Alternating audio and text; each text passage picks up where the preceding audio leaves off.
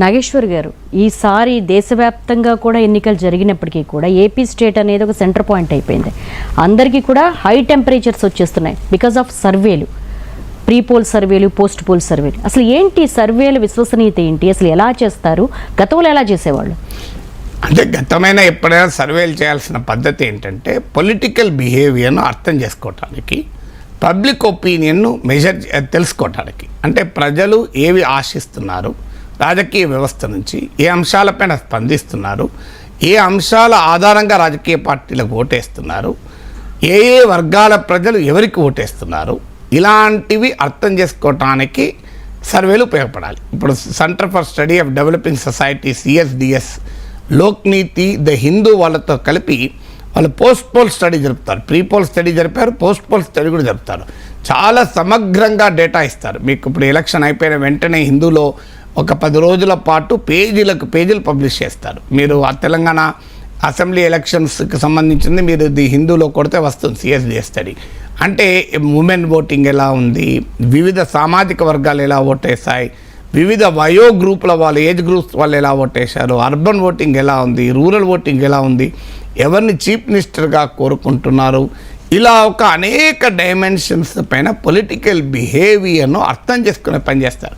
సంక్షేమ పథకాల ప్రభావం ఎలా ఉంది, ఏ అంశాల ఆధారంగా ప్రజలు రియాక్ట్ అవుతున్నారు, ఏ పార్టీని ఎందుకు గెలిపిస్తున్నారు, ఏ పార్టీని ఎందుకు శిక్షిస్తున్నారు, రీజన్ వైజ్గా పొలిటికల్ మూడ్ ఎలా ఉంది, ఇవన్నీ స్టడీ చేసి ఒక రాజకీయ ప్రక్రియను అర్థం చేసుకోవటానికి సైన్స్ ఇది ఇట్స్ ఏ గ్రేట్ సైన్స్.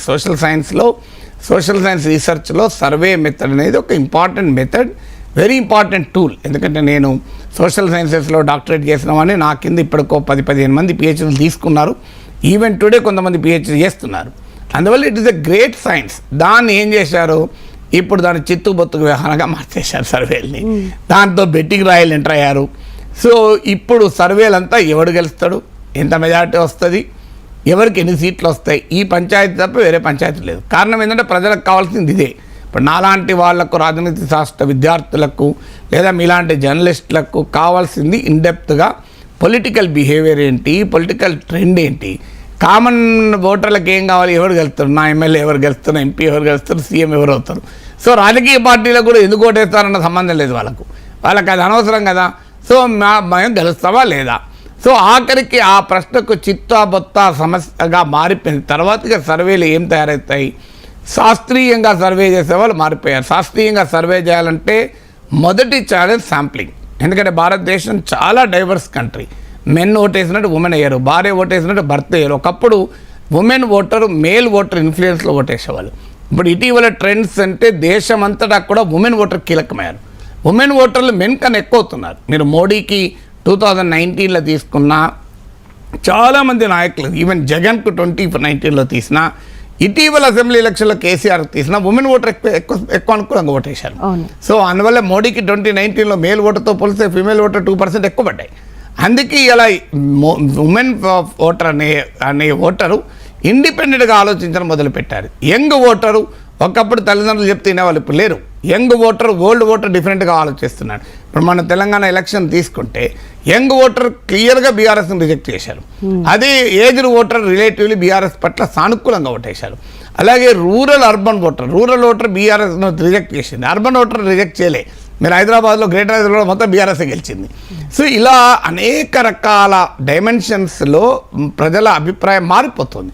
అందువల్ల వీటిని స్టడీ చేసే సైన్స్ కాస్త ఇది డీజనరేట్ అయిపోయి రాజకీయ పార్టీల మ్యానిపులేషన్కు, అంటే యంగ్ ఓటర్ మాకు వ్యతిరేకంగా ఉన్నాడు, వీరి మైండ్ ఎలా మార్చాలి, లేదు ఉమెన్ ఓటరు ఇంకో వాళ్ళకు అనుకూలంగా ఉన్నాం, మనం ఎటువైపు మార్చాలి, ప్రజలు పథకాలకు మన రియాక్ట్ అవుతున్నా లేదా, ప్రజల్లో ఏ రకమైన భయం కలిగిస్తే మా వైపు ఓటేస్తారు. ఇప్పుడు మీరు ఆంధ్రప్రదేశ్లో తెలుగుదేశం పార్టీ ఆశంతా దేనిపైన, భూమిపైన క్రియేట్ చేసిన భయం. ల్యాండ్ టైటిలింగ్ యాక్టే మమ్మల్ని గెలిపిస్తూ సూపర్ 6 మర్చిపోయినారు. మీరు గమనించండి, టీడీపీ మహిళలకు ఉచిత రవాణా ప్రామిస్ చేసింది. కర్ణాటకలో అది కాంగ్రెస్ని గెలిపించింది. తెలంగాణలో కాంగ్రెస్కు పెద్ద సానుకూల అంశం. మీరు ఎక్కడన్నా టీడీపీ ప్రచారంలో, అడ్వర్టైజ్మెంట్లో ఒక ఆర్టీసీ బస్ వేసి అందులో మహిళలు దిగుతున్నదో ఎక్కుతున్నదో ఫోటో వేసి మేము అధికారంలోకి వస్తే మహిళలకు ఉచిత రవాణా, ఎందుకంటే జగన్ ఇవ్వని ప్రామిస్ ఇది. మిగతా అన్ని జగన్ ఇచ్చిన దానికి 1000 రూపాయలు యాడ్ చేశారు. ఇది కానీ అది ఎక్కడని చెప్పుకున్నారా? ఎందుకు చెప్పుకోలేదు? దానికన్నా భయమే మాకు ఓటింగ్ వస్తుంది నమ్మారు అని భూమి పైన భయం క్రియేట్ చేసి దేనిపైన ల్యాండ్ టైటిలింగ్ యాక్ట్, ఏ యాక్ట్ అయితే అసెంబ్లీలో టీడీపీ బ్రహ్మాండంగా పొగిడిందో, కేశవ ఉపన్యాసం మీరు అసెంబ్లీ అంతటా దొరుకుతుంది, మీరు చూడండి. ఇది చాలా గొప్ప చట్టం, ఇది ఆస్ట్రేలియాలో ఉంది అధ్యక్ష, ఇది రాజస్థాన్లో ఉంది, మహారాష్ట్రలో ప్రయత్నం జరుగుతుంది, చాలా గొప్ప చట్టం, మా తెలుగుదేశం పార్టీ పూర్తిగా దీనికి మద్దతు ఇస్తున్నామన్నారు. ఇది నీతి ఆయోగ్ ప్రతిపాదించిన చట్టం, మోడీ ప్రభుత్వం ప్రతిపాదించిన చట్టం. మీరు గూగుల్లో కొట్టండి నీతి Aayog proposed land titling act అంటే మీకు 286 పేజీలు నాకు గుర్తున్నంత వరకు. ఇది చిన్నది AP act, main act 280 pages ఎంత ఉన్నట్టుంది, PRSindia.orgలో దొరుకుతుంది, మీరు చూడండి. సో అంటే మరి అదంతా మర్చిపోయి ఏం చేశారు? మీ భూమి తీసుకుంటారు, మీ భూమి మీది కాదు, అది హెడ్లైన్ కదా ఆ రోజు ఎలక్షన్ ముందు రోజు పేపర్ యాడ్ ఏంటి, మీ భూమి మీది కాదు అంటే ఎక్కడి నుంచి వచ్చింది? ఈ సర్వేల ఆధారంగానే. సో సర్వేల అంటే మనం సూపర్ 6 చెప్పితే దానికి ఎక్కువ రియాక్ట్ అవుతలేరు, సూపర్ 6 మనకు ఓట్లు తేవు అంటే ఏం తేవాలి? అప్పుడు ప్రశాంత్ కిషోర్ అంటారు రంగంలో దిగుతారు. ప్రశాంత్ కిషోర్ అనే కాదు నేను చెప్పి, అలాంటి వాళ్ళు రంగంలో దిగుతారు. చేసి దాన్ని మ్యానిపులేట్ ఎలా చేయాలి? ఇప్పుడు ఫేవర్తో నడవదు, ఫియర్తో నడుస్తుంది. సైకాలజీలో ఒక థియరీ ఉంది, కన్స్యూమర్ సైకాలజీలో. అంటే ఒక దాని వల్ల కలిగే ప్రయోజనం కన్నా ఒకటి పోతుంది అన్న భయం వల్ల మనిషి ఎక్కువ రియాక్ట్ అవుతాడు. అంటే ఫియర్ ఆఫ్ లూజింగ్ సంథింగ్కి ఎక్కువ రియాక్ట్ అవుతారు. అంటే ఒకటి వస్తుంది అంటే పొటెన్షియల్ గెయిన్ కన్నా పొటెన్షియల్ లాస్కి ఎక్కువ మనిషి రియాక్ట్ అవుతారు. This a part of the consumer psychology. So ఎవడో సైకాలజిస్ట్ ఉంటాడు అక్కడ కన్సల్టెన్సీలో, ఏదో వాడు చెప్తాడు అందువల్ల మీకు ఇప్పుడు మీరు సూపర్ 6 నడవదు, ఇవన్నీ మీకు ఓట్లు లేవు, చలో భయం క్రియేట్ చేయండి అంటే భయం క్రియేట్ చేస్తాడు. జగన్మోహన్ రెడ్డి కూడా అట్లా ఎవరో సలహా చేస్తారు, నేను బటన్ నొక్కినా అంటే ఓట్లు పడవు, చంద్రబాబు వస్తే బటనే తీసి పడేస్తారంటే ఓట్లు వేస్తారు. అంటే వెంటనే జగన్మోహన్ రెడ్డి ఆ సర్వే డేటా ఆధారంగా చూడండి చంద్రబాబు నాయుడు వస్తే మీకు బటనే ఉండదు, నేను బటన్ నొక్కుతున్నా, ఇక బటన్ లేదు, నొక్కు లేదు, మీ అకౌంట్లో పడు లేదని చెప్పాడు ఆయన. అంటే సర్వేలు ఎక్కడికి వచ్చాయి అంటే ఒక శాస్త్రీయంగా ప్రజల రాజకీయ ప్రవర్తన అర్థం చేసుకోవటానికి స్టార్ట్ అయిన సైన్స్ కాస్త ప్రజల మెదళ్లను మ్యానిపులేట్ చేస్తానికి ఉపయోగించుకుంటున్నారు. రాజకీయ పార్టీలు ప్రజల మైండ్స్ను మ్యానిపులేట్ చేసుకోవడానికి వాడుతున్నారు. ఇప్పుడైతే లేటెస్ట్గా బెట్టింగ్ వాళ్ళు కూడా సర్వేలను స్పాన్సర్ చేస్తున్నారట. కారణం ఏంటంటే ఆంధ్రప్రదేశ్ ఎన్నికలపైన సుమారు 20,000 కోట్ల రూపాయల బెట్టింగ్ అట. నా అంచనా, నాకు వచ్చిన అంచనా 20,000, మీడియాలో వచ్చింది, నేను చెప్పేది కూడా కాదు, 20,000 crores అంచనా. ఏముంది, ఒక 175 సీట్లలో నువ్వు బ్రహ్మాండంగా సర్వే చేసినా ఎన్ని కోట్లు అవుతుంది? 175 ఇంటూ 10 లక్షలు ఖర్చు పెట్టు, ఎంత అవుతుంది? సో అల్టిమేట్గా 20 కోట్లు ఖర్చు అవుతుంది. సో 20,000 కోట్ల వ్యాపారం జరిగేటప్పుడు 50 కోట్లు పడేయడం సర్వే చేయడానికి. సో అందువల్ల సర్వే చేసి ఆ సర్వే ఆధారంగా బెట్టింగ్లు వేస్తున్నారు. సో ఆఖరికి ఈ దేశంలో పనికి మాలిన బెట్టింగ్కు కూడా సర్వే సైన్స్ ఉపయోగపడితే నాలాంటి పరిశోధన విద్యార్థి గుండె తరుక్కుపోతుంది. దేవి గారు మీరు చెప్పండి, విశ్వసనీయత పోతుంది కదా సార్. విశ్వసనీయత ఎక్కడిది? ఇక ఇవన్నీ ఒక ఎత్తు అయితే ఈ దొంగ సర్వేలు, సో వాడి సర్వే, వీడి సర్వే, రోజో సర్వే, ఆ వాట్సాప్లో ఊరు పేరు లేని సర్వేలు సర్క్యులేట్ అవుతుంటాయి. మీకు ఆశ్చర్యం వేస్తుంది, లాస్ట్ ఎలక్షన్స్ అప్పుడు నా పేరిట ఒక survey, professor Nageshwar team survey, వైసీపీకి 130 సీట్లు అని చెప్పి విపరీతంగా సర్క్యులేట్ అయింది. నేను యూట్యూబ్లో వీడియో పెట్టాల్సింది, నేను ఏ సర్వే చేయించలేదు, నాకు సంబంధం లేదు, నాకు టీమే లేదు, నాగేశ్వర్ ఒక్కడే అని పెట్టాల్సి వచ్చింది. నా అదృష్టవశాత్తు జగన్మోహన్ రెడ్డి 150 సీట్లు వచ్చాయి. దాంతో అందరూ సార్ మీ సర్వే ఎంత కరెక్ట్ అయింది సార్, మీరు 130 చెప్పారు, అబ్బాయి మీ అంత మేధావి లేరు సార్, ఏడాది ముందే జగన్కు 130 అంటే నేను చెప్పలేదయ్యా అంటే కూడా ఎవరు వినలేదు. ఎందుకంటే అప్పటికే అది డౌన్లోడ్ అయిపోయి ఫేస్బుక్లో ఇలా అది ఒక వెబ్సైట్ వాడు వైసీపీ అనుకూల వెబ్సైట్లో పెట్టారు. నేను వాడిని అడిగిన, ఏంద్రా నేను సర్వే చేసిన నీకు ఎవరు చెప్పిందంటే, లేదు సార్ మీ పేరు చెప్తే చూస్తాను పెట్టాం అన్నాడు. ఏమనాలి చెప్పండి అని వెంటనే వాడు విత్డ్రా చేశాడు. విచిత్రం ఏంటంటే వాడు వెంటనే దాన్ని డిలీట్ చేశాడు. ఈ లోపల అది ఫేస్బుక్లలో అయ్యి ఆఖరికి ఒక మ్యాగజైన్లో కూడా పబ్లిష్ అయింది. అంటే ఎందుకు ఇలా చేస్తారు అంటే సర్వేలలో క్రెడిబుల్ పేపర్లను ఉపయోగించుకోవడం.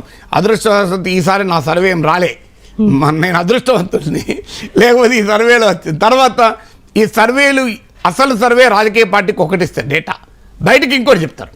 ఇదొక ట్రెండ్. అంటే ప్రజలను మైండ్ మేనేజ్మెంట్ అంటే ప్రజల మైండ్స్ని కంట్రోల్ చేయడానికి యాక్చువల్ సర్వే డేటా ఒకటి ఉంటే వీళ్ళు బయటకు ఇంకోటి చెప్తారు. సో అలా చెప్పడం ద్వారా ఒక బ్యాండ్ వ్యాగన్ ఎఫెక్ట్ అంటారు. సైకాలజీలో అదొక సూత్రం. బ్యాండ్ వ్యాగన్ ఎఫెక్ట్ ఏంటంటే ప్రజలు స్వింగ్ ఓటర్ ఉంటాడు. ఓటర్లు ఎలా ఉంటారంటే దేవి గారు, ఒక పార్టీ కమిటెడ్ ఓటర్ ఉంటాడు, మిగతా వాళ్ళు స్వింగ్ ఓటర్స్, వాళ్ళు ఎటైనా మారచ్చు. వాళ్ళు బ్యాండ్ వ్యాగన్ ఎఫెక్ట్, అందరూ ఏ దారిన పోతే ఆ దారిన పోతారు. మీరు గమనించండి, ఏదైనా ఒక పెద్ద రష్ ఉంది, ఒక ఎటు పోవాలో మీకు తెలియదు, మీరు ఏం చేస్తారు, అందరు ఏ రూట్లో పోతే ఒక ఎటువైపులో ఎంటర్ అటువైపు పోతారు. అది that is called heard psychology అంటారు. అంటే గొర్రె దాటు మనస్తత్వం ఉంటుంది. అందువల్ల ప్రజలకు ఈ హర్డ్ సైకాలజీ ఉంటుంది కనుక, బ్యాండ్ వ్యాగన్ ఎఫెక్ట్ ఉంటుంది కనుక ఈ రకమైన సర్వేలని చెప్పి అబద్ధాలు ప్రచారం చేసి ఆ సర్వేల ద్వారా ప్రజలను అటువైపు మ్యానిపులేట్ చేసే పని కూడా ఉంటుంది. ఇన్ని రకాల మ్యానిపులేషన్కు సర్వే సైన్స్ ఒక అద్భుతమైన శాస్త్రం కాస్త ఇంత దౌర్భాగ్యమైన పనులకు వాడుకునే పరిస్థితి నెట్టివేయబడింది. దానివల్ల ప్రజలకే నమ్మకం పోయే పరిస్థితి వచ్చింది. ఇక అల్టిమేట్గా సర్వేలోనే కొన్ని ఇన్హరెంట్ ప్రాబ్లమ్స్ ఉంటాయి. ఎందుకంటే రెస్పాండెంట్ ఏం చెప్తాడో తెలియదు. సో మీరు రెస్పాండెంట్ ఏం చెప్తాడో మనకు గ్యారంటీ లేదు. ఇప్పుడు మా దగ్గర మేము యూనివర్సిటీలో సర్వే చేయించేవాళ్ళం. యూనివర్సిటీ ప్రొఫెసర్ల న్యూస్ పేపర్ రీడింగ్ హ్యాబిట్స్ ఏంటి అని. మా సర్వే డేటాలో ఎకనామిక్ టైమ్స్ చదువుతాం, హిందుస్థాన్ టైమ్స్ చదువుతాను వచ్చాయి. మాకు తెలుసు వాళ్ళు అవి చదవరని, ఆ లోకల్ న్యూస్ పేపర్లు చదువుతారు. కానీ ఏది చదివేస్తున్నామని చెప్తే గౌరవమో అవి చెప్పేస్తారు. సో అందువల్ల ఈ సర్వేలో కూడా రెస్పాండెంట్తో ఈ ప్రాబ్లం ఉంటుంది. సో వాడు చెప్పిందే నిజం కదా, మనకు తెలియదు కదా. లేకపోతే తర్వాత శాంప్లింగ్, ఇంత డైవర్స్ కంట్రీలో మీరు ఏ సర్వే అయినా ఒక 2 లక్షల ఓటర్లు ఉంటే 1% తీసుకుంటే ఎక్కువ, 2,000 మంది, 2,000 కూడా తీసుకోరు. ఈ పెద్ద పెద్ద సర్వే సంస్థలు మొత్తం ఆంధ్రప్రదేశ్ మొత్తం కలిసి 20,000 తీసుకుంటారు. మీరు చూడండి ఎగ్జిట్ పోల్స్లో ఏ సర్వే 20,000 కన్నా ఎక్కువ ఉంటారు. పెద్ద పెద్ద నేషనల్ ఏజెన్సీస్ ఆ 20,000 మందితోని కోట్ల మంది అభిప్రాయం చెప్పగలగాలి. 170 సీట్లు చెప్పగలగాలి. దానికి ఒక సిస్టమేటిక్ మెథడ్స్ ఉన్నాయి, క్లస్టర్ ర్యాండమ్ శాంప్లింగ్ అని. అవి కరెక్ట్గా చేయగలగాలి. అంటే వాళ్ళు ఎంచుకున్న శాంపిల్ టోటల్ ఓటర్లను రిప్రజెంట్ చేయాలి. That is a very big science.